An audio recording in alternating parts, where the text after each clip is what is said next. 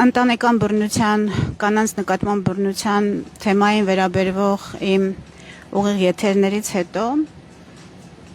մարդիկ, կանայք պատմում են իրենց իմացած տարբեր դեպքերի մասին եւ բացի այդ քիչ առաջ նաեւ մենք հանդիպում ունեցանք այդ թեմայով մասնագիտորեն զբաղվող, արդեն տասնյակ տարիներ զբաղվող կանանց հետ եւ որտեղ ես կրկին տարբեր պատմություններ լսեցի, մի քանիսը ուզում եմ ձեզ ներկայացնել։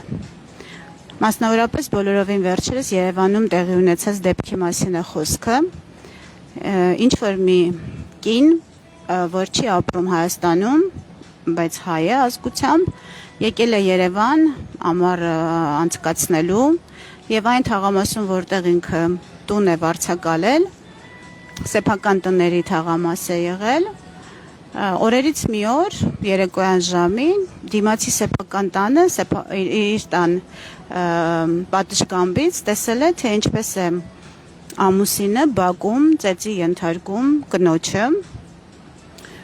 որոշ ժամանակ ծեծելուց հետո այդ մարդը, այդ տղամարդը ուժեղ շիթով սառը ջուր է պահել կնոջ վրա, որից հետո շարունակել է թաց մարմնին հարվածել գոտիով։ Այդ ամբողջ ընթացքում ոչ ոք ոչ մի քայլ չի ձեռնարկել, բացառությամբ նշված կնոջ, որ Հայաստանում չի բնակվում, ով զանգահարել է ոստիկանություն, շատ մեծ դժվարությամբ, քանի որ նաև լավ չի պատկերացրել որտեղ է իր բնակության վայրը, մեծ դժվարությամբ նկարագրել է, ոստիկանները մի կերպ եկել են, գտել են, ամուսնուն այդ պահին տարել են, ինչպես ինքն է պատմում,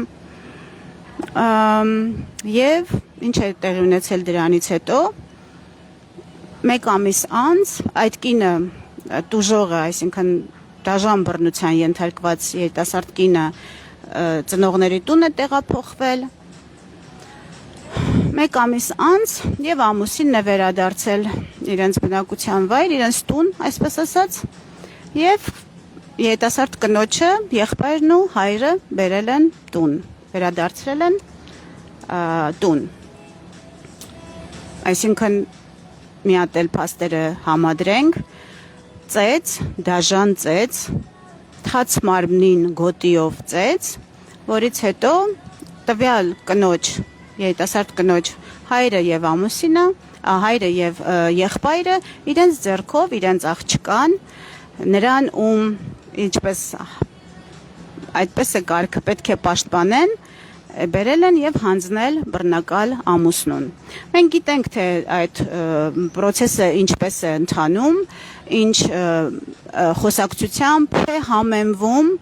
մոտավորապես լինում է հետեւյալը, դե տուն է, ամեն ինչ կպատահի, ընտանիք է, ընտանիքում ամեն ինչ հնարավոր է, գուցե էլ չի անի, ամենակարևորը դու ջղայնացրել է իր հավանաբար, հունից դուրս է եկել եւ այլն, եւ այսպիսի համեմունքներով ընտանիքը պահպանելու առաջնահերթության անվան տակ այդ աղջկան վերադարձնում են բռնակալ ամուսնու մոտ, բռնակալ չէ, պարզապես ամուսնու մոտ, որովհետև այդպես է ճիշտը, այդպես է իրերի դրությունը։ Սա առաջին դեպքն էր, որի մասին լսեցի այս ընթացքում եւ ուզեցի ձեզ հետ կիսել, երկրորդ դեպքը մի կին, 30-31 տարեկան մի կին, ի վերջո դիմում է ոստիկանություն, այն բանից հետո եւ պարզվում է, որ իրեն դանակով հարվածել է ամուսինը, ով գտնվում է հաշմանդամության սայլակի վրա, այսինքն հաշմանդամություն է ձեռք բերել ամուսնությունից հետո եւ սայլակի վրա է, չի կարողանում ինքնուրույն տեղաշարժվել եւ դանակով հարվածել է կնոջը եւ կինը դիմել է արդեն ոստիկանություն եւ այդ ամբողջ ընթացքում խոսակցության ժամանակ բա ինքը հաշմանդամություն ունի սայլակի վրա, ինչպես է կարողացել քեզ հարվածել, հնչել է հետեւյալ պատասխանը, որ կոնկրետ հարվածի ժամանակ տղամարդը, երիտասարդ տղամարդը կնոջն ասել է մարտի 8-ի օրն է եղել, ասել է մոտեցիր, որ պաչեմ, շնորհավոր եմ, դանակ է ունեցել արդեն մոտը եւ այդ ընթացքում հարվածել է, բայց ինչ է պարզվել, պարզվել է, որ սա երկարաժամկետ տարիների իրավիճակ է եւ տվյալ կինը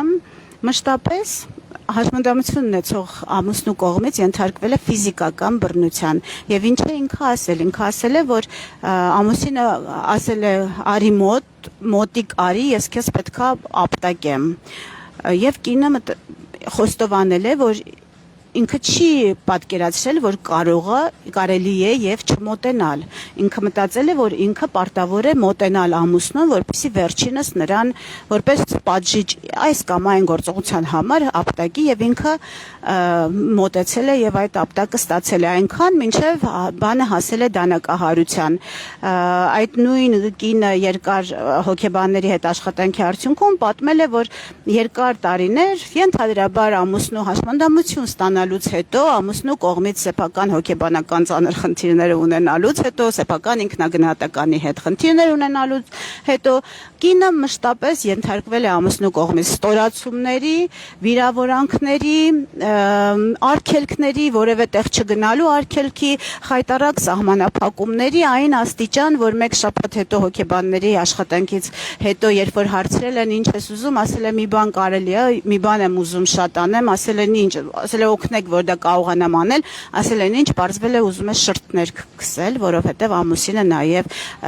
արգելել է նրան շրթներ քսել։ Ահա այսպիսի տեսք ունի բռնությունը, կնոջ նկատմամբ բռնությունը, ընտանիքների ներսում քողարկված բռնությունը, որ գոյություն ունի մեր մեջ, մեր կողքը, մեր շուրջը, մեզանում։ Երրորդ դեպքը, որ այսօր լսեցի, մարզասրահում է տեղի ունեցել, երիտասարդ ամուսինները կրկին 30-35 տարեկանի սահմաններում երիտասարդ զույգը մարզվելիս է եղել միասին, ամուսինը եւ կինը։ Եվ ներկա գտնվող ականատեսը պատմում է, որ մարզվելու ընթացքում հանկարծ ամուսինը սկսել է ոտքով հարվածել իր կնոջը։ Ներկաները կրկին ոչինչ չեն ձեռնարկել, բացառությամբ այս կնոջ, ով աղմուկ է բարձրացել, մոտեցել է, խոսակցություն է եղել, ոստիկանությունը կարծեմ կանչել, ուղղակի մարզասրահում մարզվելու ընթացքում ինչ որ պահի տակ գուցե ինչ որ խոսքի վրա, գուցե ինչ որ, չգիտեմ, գուցե կինը էլի ինչ որ շատ սարսափելի մեղք է գործել այդ պահին, սխալ թույլ տվել, չեմ կարող պատկերացնել ինչ է տեղի ունեցել, ճակերտավոր եմ ասում, որովհետև մարզվելու ընթացքում դժվար է պատկերացնել, չէ, ինչ պետք է տեղի ունենա, որ ամուսինը ոտքով հարվածի սեփական կնոջը այդքան մարդու աչքի առաջ։ Եվ ինչ է եղել այս դեպքում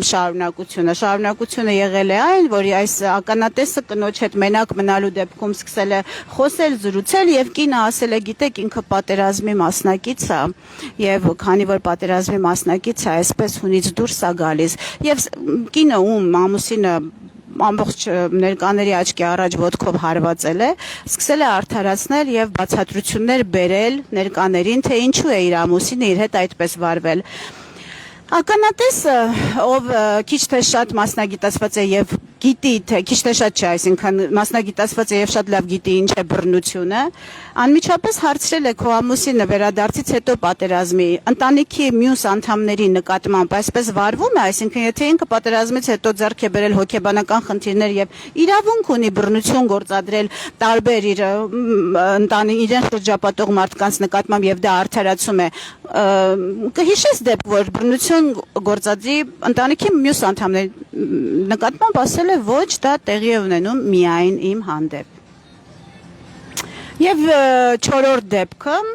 որ կրկին այսօր լսեցի, հետևյալն է, որ 2 ամսական հղի կինը, երիտասարդ կինը, դիմել է ոստիկանություն, որ այն պատճառով, որ ամուսին իրեն ծեծի է ենթարկել 2 ամսական հղի կնոջը։ Արդյունքում ոստիկաններն ասել են դե մի մեծացրու, մի ուռճացրու պատմությունը եւ հետ են ուղարկել եւ հաղորդում նրանից չեն ստացել։ Սա ոնց որ եզակի դեպք չէ, ավելի շատ եզակի են այն դեպքերը, երբ որ բռնության թարգված կինը դիմում է ոստիկանություն եւ պատշաճ ընթացակարգով անցնում եւ պաշտպանություն գտնում, ինչը ի վերջո բոլոր մանրամասներին տեղյակ լինելուց հետո, մանրամասները բարձելուց հետո ակնհայտ է, որ ի վերջո այդպես էլ լիարժեք պաշտպանություն որևէ կին չի գտնում։ Բայց ինչով են վտանգավոր այս դեպքերը։ Վտանգավոր են նրանով, օրինակ, որ պարզապես մարդկանց կյանքի հետ գործ ունեն։ Այս հղի կնոջ դեպքում, ցանկացած բռնության դեպքում գործ ունենք կյանքի ու մահու հետ, որովհետև երբ որ բռնությունը տեղի է ունենում, դրա պայմաններում շատ դժվար է վերահսկել սահմանները եւ շատ դժվար է վերահսկել շարժումները, գործողությունները եւ առնվազն չմտածված սպանություն այդ պահին չգործել։ Մնացած բոլոր շերտերի մասին ես խոսել եմ, դեռ կխոսենք, երկար կխոսենք այս մասին, բայց հիմա ուղղակի դրա մասին եմ ուզում ասել, դրա վրա ուշադրություն հրավիրել։ 2 ամսական հղի կնոջ ոստիկանը, որը ուղարկել է տուն ամուսնու մոտ, ով ծեծի է ենթարկել, ուղղակիորեն մեր հարգելի ոստիկանը վտանգել է այդ կնոջ եւ այդ դեռ չծնված երեխայի կյանքը։ Սա ուզում եմ, որ հստակ մենք արձանագրենք եւ անցնենք առաջ։ Իսկ անցնել առաջ նշանակում է պատմել մեկ ուրիշ կնոջ պատմություն, որը հանրային է եղել, լրատվամիջոցներն են դրա մասին գրել։ Իսկ դեպքը եղել է հետեւյալ. այդ կինը 8 անգամ ուղիղ դիմել է ոստիկանություն իր հանդեպ բռնության դեպքի առիթով, 8 անգամ էլ իր հաղորդումը չի ընդունվել եւ ոստիկանները հավանաբար կրկին ասել են դե տունը ընտանիքը ամեն ինչ պատահում է, բոլորիս տներում էլ պատահում է, ինչ ես պատմություն սարքել, գնա ամուսինը այսօր կծեծի վաղը կսիրի, այսպիսի հայտնի խոսակցությամբ այս կնոջը ուղարկել են հետ 8 անգամ դիմելուց հետո եւ 8 անգամ պաշտպանություն չստանալուց հետո այս կնոջը այդ ամուսինը սպանել է։ Ուզում եմ ասել այն, որ գործ ունեն կյանքի ու մահու հետ եւ ճակատագրերի հետ, ուղղակի տեսական խոսակցություն չէ, այլ շատ ռեալ է։ Սիրելի կանայք, ուզում եմ հիշեցնել, որ աշխարհում 1 միլիարդ 400 միլիոն կին ամեն օր ենթարկվում է բռնության։ Սիրելի կանայք, ուզում եմ ձեզ խնդրել, քանի որ մեզանում այս խոսակցությունը երբևէ տեղի չի ունեցել, քանի որ մեր միջավայրում բռնությունը քողարկված է ավելի շատ, քան բացահայտ, եթե մենք նույնիսկ խոսում ենք բռնության դեպքերի մասին, խոսում ենք այն 2000 հաստատված դեպքի մասին, որոնց արդեն անհնար է, որոնք դիմել են, օգնություն են ստացել կամ մարմնական ծանր սուր կտրող գործիքներով հարվածներ են ստացել կամ մահացել են, խոսում ենք միայն այդ դեպքերի մասին, իսկ ավելի մեծ մասշտաբով եւ ավելի մեծ ջանքով քողարկում ենք իրական բռնությունը եւ իրական ծավալները, որ գոյություն ունեն մեզանում։ Մենք ուզում եմ ասել դրանով ոչ ոքի ոչ մի լավ բան չենք մատուցում,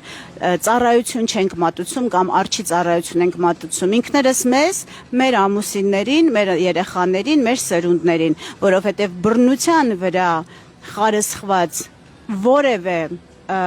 օրգանիզմ չի կարող առողջ լինել եւ չի կարող առողջ պտուղներ իր հետ բերել։